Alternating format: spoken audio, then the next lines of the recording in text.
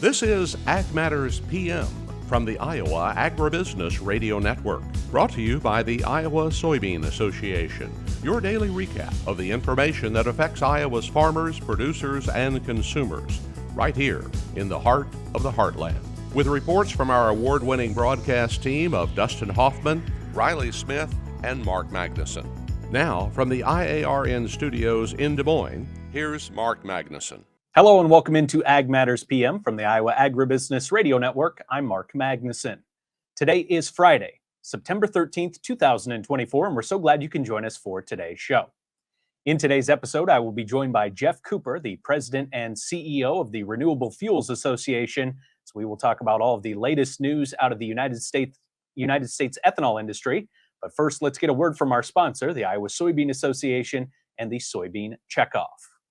Iowa Soybean Association is driven to deliver for Iowa's 40,000 soybean farmers. We're proud to provide objective agronomic research, a helping hand with soil and water stewardship, and timely industry news powered by the Soybean Checkoff. Learn more at iasoybeans.com.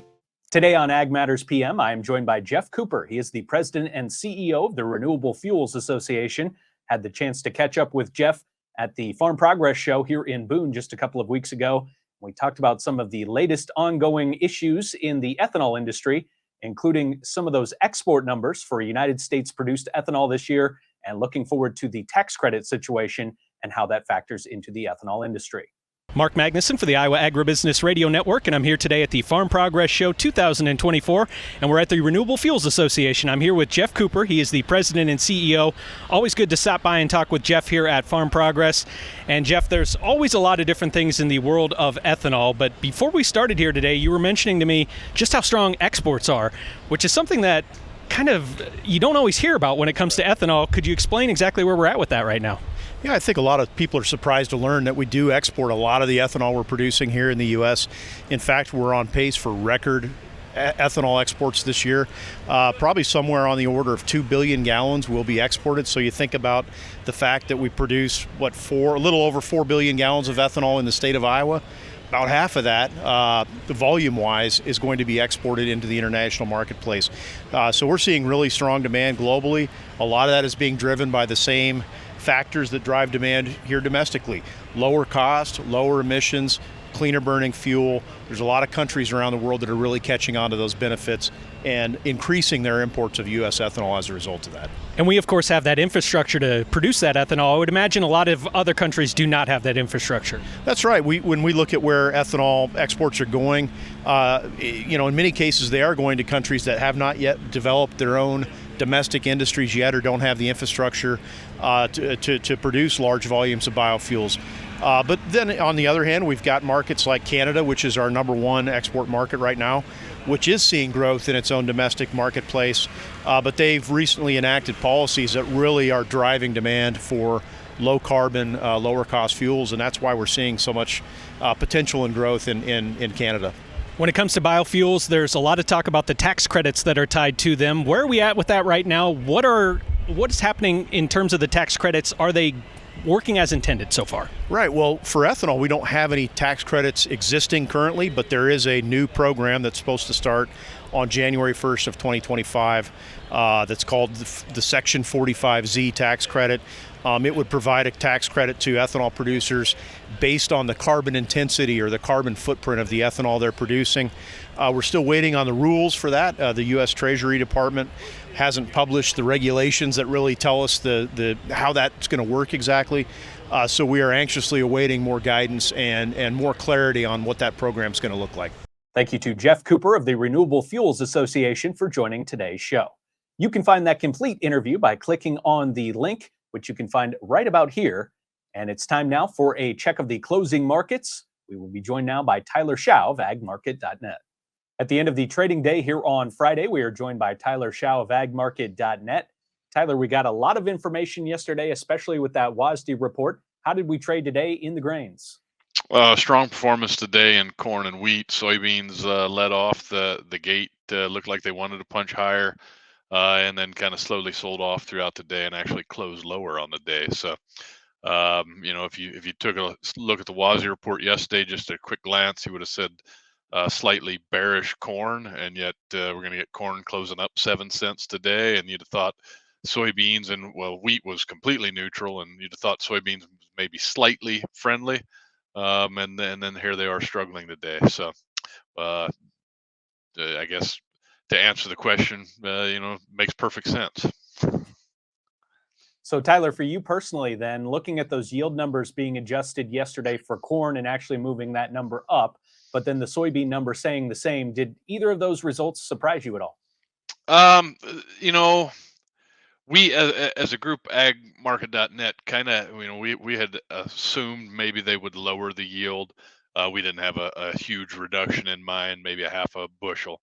The fact that they raised it doesn't, I mean, it caught me off guard, but one of the comments that got made yesterday by Matt Bennett was, one thing that they are noticing in early harvest is test weight is extremely good. And so what happens with when you have high test weight is you have more bushels. So with good test weights coming in right now, that makes some sense that they went ahead and bumped up the yield slightly. The soybean yield, it feels like the last 3 to 4 weeks have maybe weighed down on the potential of the soybean crop with just extreme heat and dryness. In fact, I was going through a deal with a customer today that showed he's right in central Iowa, and we ran the climate ranks and basically looked from mid-April to the end of July, and where he's at, it was like the 6th wettest time period in the last 132 years. But when you take the 1st of August to 2 days ago, it's one of the driest we've seen in 132 years. So that late finish to the crop, heat and dry, one would think that will pull soybean yields down as we move forward. And it certainly has been a dry August to this point in this part of the world here in the state of Iowa. Tyler, let's go over to the other side of the ag marketplace in the livestock complex. What did we trade with the cattle and hogs today? How did they do? Just kind of all over the board. It's been this way for a while, other than the big down days. We were positive, we were negative. We're going to end up slightly negative in feeder cattle. Your October board down 62 cents. Fat cattle on both sides. Your up front October, was down like 37 cents. Your back months were up a dime or so. Hogs struggled throughout the day again. Really wasn't a lot of news. I think people are trying to rationalize what's going on the futures with the cash. We've seen a pretty decent futures rally over the last over this week in the fat cattle space, anyhow, while cash has dropped. And in the feeder cattle space, you've seen cash really struggle late last week, kind of struggled early this week, and then the last few days, the cash markets I've watched have been pretty strong. So I think there's a lot of uncertainty in this cattle market moving forward, and I don't look for that to change anytime soon. And speaking of that uncertainty, also usually when we look at how the financial markets are doing, the stock markets, we can correlate that with what the cattle might do in terms of price movement, but that hasn't necessarily been the case one way or the other here recently. So like you said, it's adding to the uncertainty. We don't really know what's going to happen with the cattle market, do we? No, and that financial, the Dow index is a really good one to watch. I think it was Wednesday, it was down 600 points at one point during the day and then actually closed positive on the day. So there's been a lot of volatility in that market, a lot of people trying to understand what impact the Federal Reserve will have when it does come in and cut rates. I mean, pretty good expectation we'll see a quarter point basis cut next week. And I think the markets are trying to digest, is that bullish or bearish to the markets? And at the end of the day, there's a lot of mixed opinions on that, and it shows in the volatility in the marketplace. A lot to think about right now. Tyler, if our viewers, our listeners want to get in touch for more marketing information, how can they get in touch with agmarket.net? Look us up online, agmarket.net. There's a contact page. You can find a broker in your area. We'd love to work with you. Tyler, thank you for the time. We always appreciate your analysis, and have a great weekend. You bet. Take care, man. Thank you to Tyler Schau of agmarket.net for joining today's show for our closing market summary. It's time now for the look at the closing numbers. You can find the market numbers anytime under the market tab of our website at iowaagnet.com. December corn closes up 7 1/4 at 413 1/4. November soybeans down 4 1/2 at 1006 1/4. October soybean meal down 50 cents at 318.40. October soybean oil down 80 cents at 39.53. Chicago wheat up 16 1/4 at $5.94 3/4. Minneapolis wheat up 13 3/4 at $6.35 1/2. Kansas City hard red wheat up 13 3/4 at 6 even. December oats up 1 1/2 at $3.77 even. On the Merc, October live cattle down 37 cents at $177.65. September feeder cattle down 15 cents at $241.90. October lean hogs down 45 cents at $78.45. October pork cutout unchanged at $91.55. Class 3 milk is up 4 cents at $23.22. That wraps up our market coverage here for today, and that also brings us to the end of today's Friday episode. You can find all of our content on our website at iowaagnet.com. Also, don't forget to subscribe to our YouTube channel. Click on the notification icon as well to let you know whenever we have any new videos available. You can also follow us on social media at Facebook, X, TikTok, and LinkedIn. And don't forget to check out our free morning, midday, and closing market podcast on Apple, Amazon, Google, Spotify, and Podbean. Also, make sure and listen to our daily Iowa Ag Matters podcast.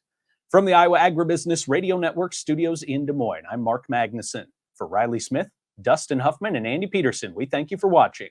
This has been Ag Matters PM.